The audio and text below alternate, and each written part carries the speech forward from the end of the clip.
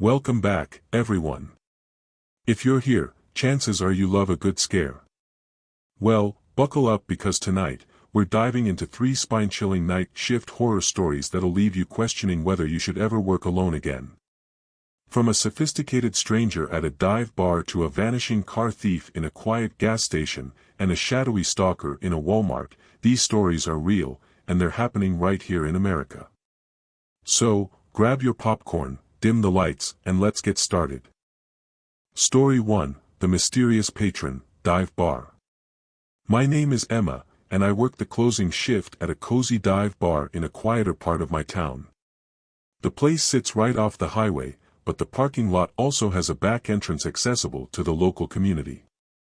It's nothing fancy, just a dimly lit spot where the regulars know each other by name, and the jukebox plays the same classic rock tunes year after year. Most of our customers are locals, truckers passing through, and the occasional lost tourist looking for a stiff drink. I like it though, the routine is predictable, tips are surprisingly decent, and I've learned how to handle the usual bar crowd, the talkers, the flirters, the quiet drinkers, and the ones who just want to be left alone. Weekends are obviously a lot more hectic, but the thing about working during the week is that I'm expected to work my night shifts solo. I don't even get a bar back to pop in now and again. Yeah, it's obviously easier work and slower during the week, but I miss the company of my coworkers. I tend to be pretty vigilant during my shifts because we do get the occasional bar fight, considering the kinds of crowds we attract. That's why I noticed the man immediately. It was sometime after 1 o'clock in the morning on a Tuesday when he walked in.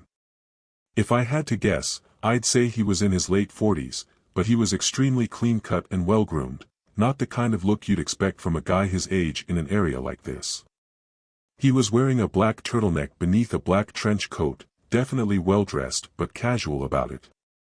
I'm not sure how to explain it, but he had this aura of sophistication about him that makes you think of real money, not the flashy kind.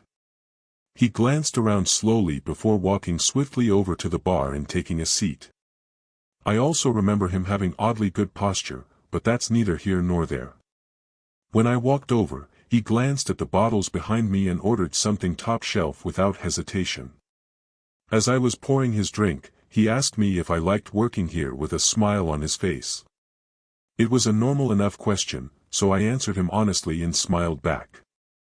I then made a joke about being a bartender or something. I wish I could say I got a creepy vibe from him, but that's not the energy he was giving off. He genuinely seemed like a stand-up guy, kind of like the single dad at his kid's baseball game that gives the whole team a high five. He chatted with me for a bit, which I didn't mind since the bar was pretty quiet at that point. Eventually, he asked me if I ever thought about doing something bigger, which I admit was somewhat bizarre. Again, though, not a totally creepy question given the nature of the situation. I gave him my standard bartender smile and told him I was happy for now. He nodded and sipped his drink, seemingly disappointed at my answer for reasons I didn't understand. After a long pause, he asked me what time I got off, out of nowhere. That question surprised me. I hadn't picked up any kind of flirting from him whatsoever, so I was a little disappointed to discover that our conversation had just been another one of those empty attempts at getting my number.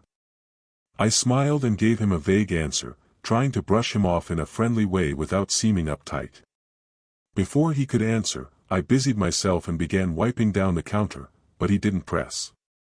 He just smiled like he already knew and then drained his drink.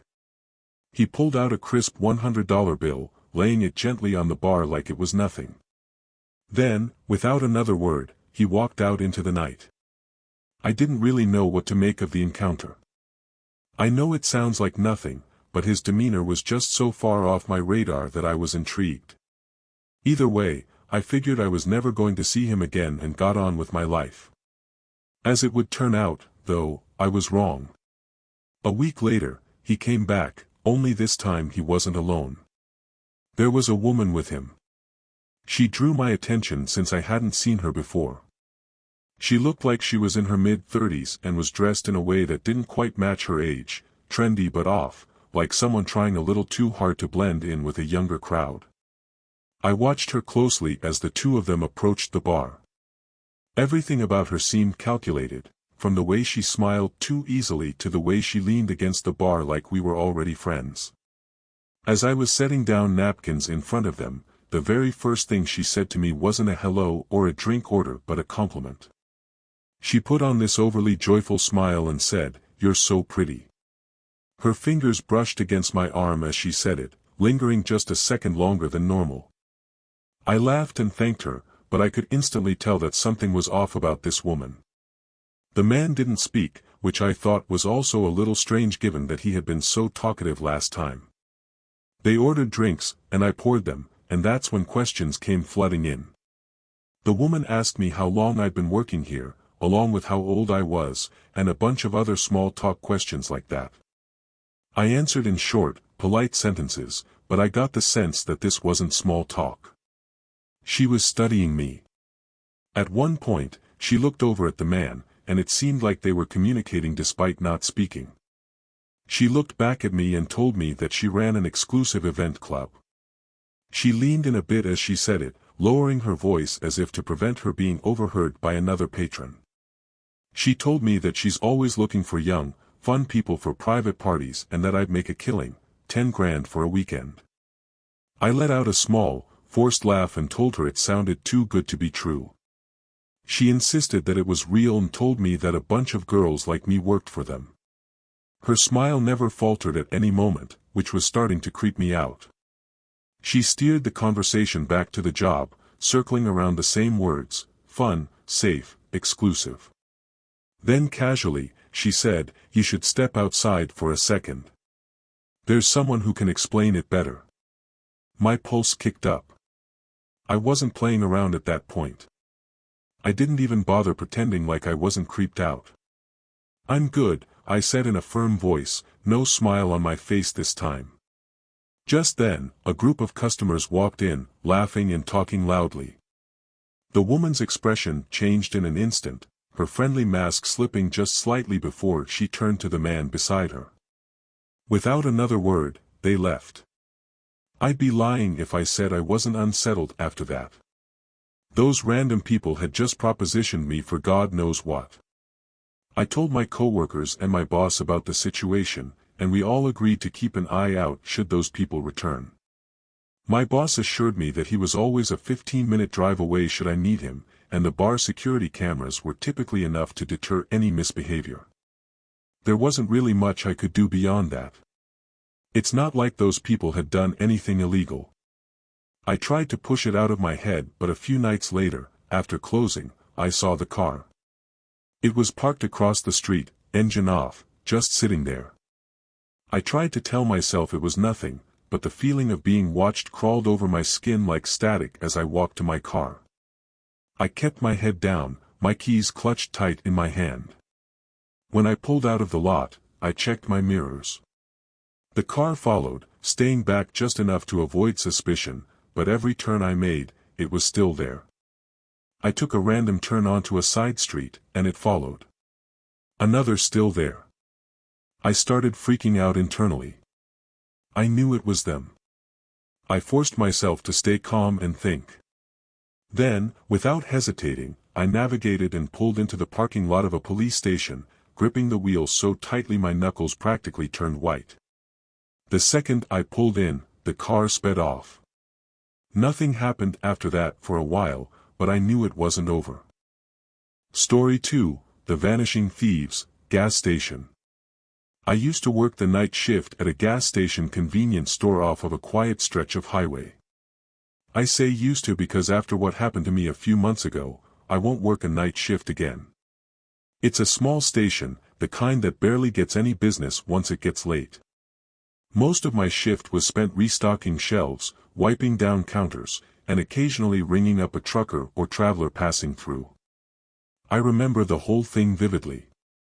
It was just past 2:30 in the morning. By then, even the truckers had mostly dried up, and I was left with basically nothing to do. I scrolled mindlessly on my phone, trying to kill some time. At one point, I stepped outside for some air, rubbing my hands together against the cold.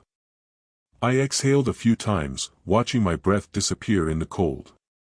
The parking lot was empty, just the pumps, the road, and the dark stretch of trees beyond. The neon sign flickered faintly, and I remember it being hazy out like you could literally see the moisture in the air. Even with the highway not too far off, it was pretty silent out there. Right as I was about to walk back toward the store, I noticed something move out of the corner of my eye. I whipped my head around and realized there was a person standing behind one of the pumps. How had I not noticed him earlier? He was wearing a dark red hoodie with a hood up and had both hands shoved in his pockets. There wasn't a car in sight, so he obviously wasn't fueling up. The only thing was, he didn't seem to be heading toward the store either. He was just standing there, half turned toward the store like he was watching me. At first, I figured maybe he was waiting for someone, but something about the way he moved rubbed me the wrong way. He was kind of shuffling about in this circular pattern. I entered the store but made sure to keep an eye on him through the glass. I kept track of him while pretending not to, hoping someone would drive up and pick him up or something. But after a few minutes, he started walking toward the door, slow at first, then suddenly pushing inside like he made up his mind all at once. He walked up to the counter but didn't say anything right away. He just stared at me like he was sizing me up. Then, in a rushed, almost rehearsed way, he muttered that his car had broken down just before the pumps. He said he needed a jump or maybe just a little gas to get to the next town. I was literally shocked. He wasn't even trying to make his story believable. Like I couldn't believe he actually expected me to buy his BS story. I offered to call a tow truck instead, but he said no too quick, shaking his head. He just needed a flashlight, maybe some help checking under the hood. Something was definitely off. That much was true. The way he spoke, the way he watched my reaction, it felt like a test. To be fair, though, people walking into gas stations at that hour are usually a little strange, and I started wondering whether he actually needed help and was just an odd person or on something. I asked him where his car was parked, and he told me it was just beyond the highway entrance. I was obviously skeptical, but then he pointed at the monitor behind me. I turned to look at the screen, and to my surprise, there actually was a car parked out there. I thought to myself, oh crap, maybe this guy really does need help, and that's when it hit me. I had literally just been outside and I would have remembered a car parked out there. I glanced back at the monitor and saw the slightest movement near the car's back bumper. Someone was crouching just out of view. A cold wave of dread hit me. I forced a casual smile and agreed to help the guy, but not before telling him I needed to grab my phone from the back office. I turned slowly, not wanting to spook him, but the second I was out of his direct sight, I slammed my hand onto the emergency panic button under the counter. The alarm went off instantly, screeching through the store. I expected him to attack me, but what he did instead was even more unsettling. His nervous energy disappeared, no more fake urgency, no more shifting from foot to foot. He actually relaxed. His whole body language shifted, and then he smiled, not a panicked smile, not an embarrassed one either, a slow, knowing grin like he had all the time in the world, like this was amusing to him. I was in shock. I didn't even have time to get physical with him. In one fluid motion, he turned and bolted. I ran to the monitors just in time to see both of them take off, not toward the car but into the woods behind the station. The car just sat there, engine off, headlights off, no one inside. By the time the police arrived, it was exactly as I saw it. The car was still there, but the men were gone. No footprints leading away, no sign of them anywhere.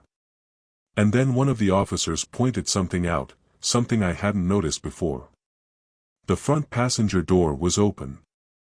There had been a third person inside the whole time. The police took my statement down and turned over the surveillance footage. That was that. A few days later, they followed up with me. They had the car towed and ran the plates. Turned out it had been reported stolen nearly a week earlier, over 100 miles away. No one had come forward to claim it, no reports of missing persons, no other crimes linked to it, just an abandoned vehicle in the middle of nowhere with no explanation. That was months ago, and still nothing. I don't know why convenience stores are such popular targets, but I can say for sure that I will never work another night shift again. Story 3, The Watcher in Walmart. This happened a couple weeks ago. I worked the night shift at Walmart. It's not the worst job in the world, but after a while, it starts to feel like you're just floating through time. The nights blend together, same shelves, same routine, same dull hum of the overhead lights. Hopefully, something better comes along. I usually hang out in and stock the electronics section, which is nice because it's quieter than the other areas. People don't exactly come rushing in at 2 a.m. to buy phone chargers and Bluetooth speakers. Most of the customers are either night owls killing time or truckers grabbing last-minute supplies before heading back on the road. That's why I noticed him at first. I didn't think much of it, just another guy wandering the aisles, probably waiting for someone. But after a few minutes, I realized he wasn't shopping. He wasn't even pretending to, he just kept appearing every time I glanced up. He was lingering nearby, hovering in the next aisle or standing a little too still by the clearance section. He wasn't looking at anything. He was just standing there watching me. I told myself I was overthinking it. The store is big, and maybe he was just taking his time, but the way he moved, always just close enough for me to notice, never actually picking anything up, set something deep in my gut on edge. I was waiting for him to just get on with it and ask for my number, but he never approached me. It was like he wanted me to see him, which didn't make any sense to me. I went to radio someone about it but realized that the batteries in my radio must have been dead because it wasn't working. Eventually, I started debating whether I should go find a manager when I felt a hand wrap around my arm. I nearly jumped out of my skin, but before I could react, a woman's voice rang out, loud, friendly, overly familiar. She exclaimed, "There you are," before going on a little spiel about how she had been looking all over for me. I turned completely thrown off and saw a woman I had never seen before in my life. She was smiling, her grip firm on my arm like we were old friends. Reuniting, she leaned in and whispered, her tone dropping to something low and urgent. "That guy's been recording you. Follow me." My stomach dropped. I turned my head slightly just enough to glance back. The man was still there, only now he wasn't even pretending to browse, he was staring right at me. A cold wave of fear crept over me. I let her pull me. I didn't even question it, the way she grabbed my arm, the way she spoke so loud and casually like we were two old friends reuniting. I clung to it. I was beyond grateful that someone had realized what was going on and put herself in an uncomfortable position just to help me. She kept up the act as we walked, rambling about something, maybe a trip she had taken, maybe an inside joke we supposedly shared. I barely processed the words. My thoughts were stuck on him. Had he really been recording me? That was creepy as hell. I wanted to know if he was still following us, but I couldn't muster the courage to turn around yet. The woman steered me through the aisles, moving fast. I barely noticed where we were going, only that the distance between me and that man was growing. In all honesty, I was kind of expecting her to quit the pretending to know me at some point, but she kept it up. At one point, it was getting a little uncomfortable, so I glanced behind me. To my relief, that man was no longer following. The woman kept pulling me forward, though. I told her that we were good now and that we should probably go find my manager, but she just squeezed my arm tighter, telling me that he was lurking somewhere. I thought to myself, so what? What's he going to do in a store full of employees? I was obviously worried at first because no one was around, but now that I wasn't alone, I started realizing that there wasn't much of a point at being scared anymore. I told her this, but she continued moving. I told her I was serious and planted my feet, twisting my arm slightly to loosen her grip. "You can let go now," I said, but she didn't. She smiled at me, but something in it was off. "Come on, just a little further," she said, basically tugging me. At that point, I glanced around. The store was basically dead. We had moved past the registers, past the self-checkout, past the aisles that saw the most foot traffic. The warehouse section loomed ahead, dimly lit and nearly empty. Beyond that was the side exit, the one without cameras, the one employees used for loading shipments. That's when it dawned on me, she was leading me straight to the exit. I didn't think. I screamed for help as I yanked my arm free of her grasp with all my might. She lost her grip just enough for me to pull free. I didn't waste another second. I turned and ran toward the front of the store as I fled. She yelled out something behind me, she yelled for me to come back, followed by my name, which I hadn't given her. I kept running until I saw one of my coworkers who was running toward me, most likely reacting to my screaming. I told them to call security, which he promptly did. That woman was long gone, though, by the time I told my story to the security guards. That woman and that man were nowhere in sight. They reviewed the security footage, and just as I suspected, the woman and man walked into the store together. She had been with him the entire time. The man's face was clear as day in one of the frames, but hers was always turned away. I had a feeling she was the mastermind behind the whole thing, so I was infuriated that the cameras hadn't picked her face up. Every second of it had been planned. The police got involved, and the whole thing went down as a failed abduction attempt. I'm still waiting for a resolution about it. That man should definitely be easy to track down given his face was caught on camera. I have no idea how that woman knew my name. That's what terrifies me the most. Those people hadn't just picked me at random. I was a direct target. If you enjoyed these chilling stories, hit that like button and subscribe for more terrifying tales. Don't forget to comment below and share your own night shift horror stories. We love hearing from you. Stay spooky, and see you in the next one.